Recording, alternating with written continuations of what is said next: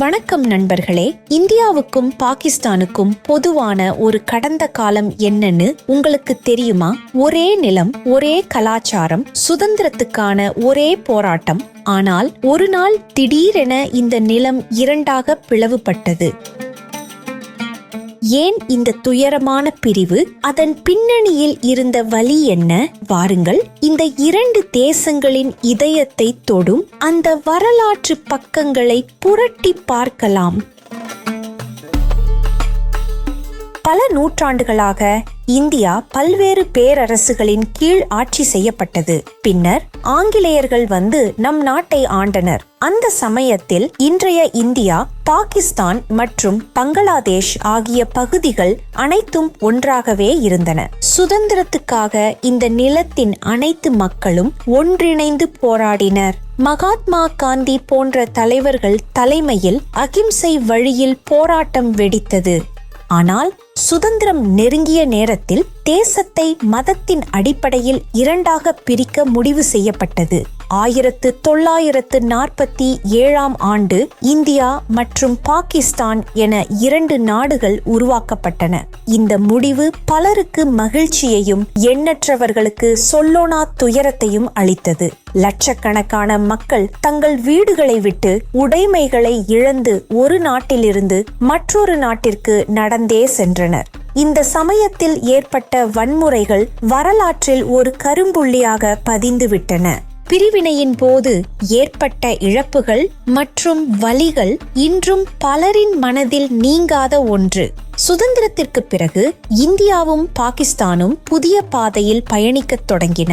இரண்டு நாடுகளும் தங்களது சொந்த சவால்களை எதிர்கொண்டன. புதிய அரசுகளை நிறுவுவது, பொருளாதாரத்தை மேம்படுத்துவது, உள்நாட்டு பிரச்சினைகளை சமாளிப்பது போன்ற பல்வேறு கஷ்டங்களை அவை சந்தித்தன. இருப்பினும் இரண்டு நாடுகளும் தங்களது தனித்துவமான அடையாளத்துடன் முன்னேறி சென்றன.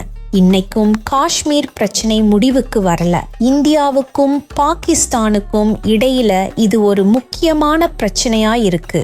சுருக்கமா சொல்லணும்னா, பாகிஸ்தான் காஷ்மீரை முஸ்லிம் மக்கள் தொகை, பிரிவினை கொள்கை மற்றும் ஐக்கிய நாடுகள் சபையோட தீர்மானங்கள் அடிப்படையில தங்களுடையதுன்னு சொல்றாங்க. இந்தியா காஷ்மீரை தங்களுடைய ஒருங்கிணைந்த பகுதின்னு சொல்றாங்க. ஆனால் பாகிஸ்தான் இந்த இணைப்பை ஏற்றுக்கொள்ளவில்லை. அவர்களின் முக்கிய வாதம் என்னவென்றால், காஷ்மீரில் பெரும்பான்மையான மக்கள் முஸ்லிம்கள். பாகிஸ்தான் முஸ்லிம்களுக்காக உருவாக்கப்பட்ட நாடு என்பதால் காஷ்மீர் இயற்கையாகவே பாகிஸ்தானுடன் இணைந்திருக்க வேண்டும் என்பது அவர்களின் கருத்து. மேலும் ஆரம்பத்தில் ஐக்கிய நாடுகள் சபையின் தீர்மானங்கள் காஷ்மீரின் இறுதி நிலையை அங்குள்ள மக்கள் வாக்கெடுப்பு மூலம் தீர்மானிக்க வேண்டும் என்று கூறியதையும் பாகிஸ்தான் சுட்டிக்காட்டுகிறது.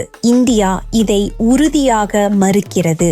காஷ்மீரின் மன்னர் முறையாக இந்தியாவுடன் இணைப்பு ஒப்பந்தத்தில் கையெழுத்திட்டு விட்டார் என்றும், இதன் மூலம் காஷ்மீர் இந்தியாவின் ஒருங்கிணைந்த பகுதி என்றும் இந்தியா வாதிடுகிறது. இன்று வரை காஷ்மீர் பிரச்சினை ஒரு முடிவுக்கு வரவில்லை. இது இந்தியாவுக்கும் பாகிஸ்தானுக்கும் இடையிலான ஒரு முக்கிய மற்றும் உணர்திறன் மிக்க பிரச்சனையாக தொடர்ந்து இருந்து வருகிறது. இப்பகுதி இரு நாடுகளுக்கும் இடையே பல முறை மோதல்களுக்கு வழிவகுத்துள்ளது.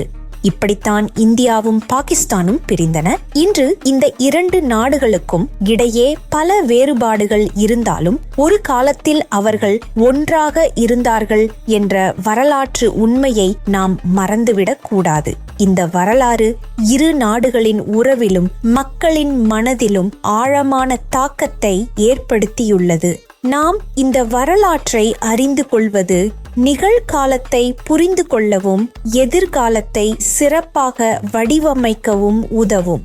இந்த பிரிவினை ஏற்படுத்திய வலி இன்னும் பல இதயங்களில் நீங்காமல் இருக்கிறது. பலர் தங்கள் சொந்த நிலத்தையும் அன்புக்குரியவர்களையும் இழந்தனர். ஆனால் காலங்கள் மாறுகின்றன. வெறுப்பை விதைப்பதற்கு பதிலாக அன்பையும் பரஸ்பர புரிதலையும் வளர்ப்போம். வருங்காலத்தில் இந்த இரண்டு நாடுகளின் மக்களும் நல்லிணக்கத்துடன் வாழ முடியும் என்ற நம்பிக்கையுடன் இந்த வீடியோவை முடிக்கிறோம். இந்த வீடியோ உங்களுக்கு ஒரு முக்கியமான விஷயத்தை உணர்த்தியிருக்கும் என்று நம்புகிறேன். உங்கள் கருத்துக்களை கீழே கமெண்ட்ஸ்ல சொல்லுங்க. நன்றி.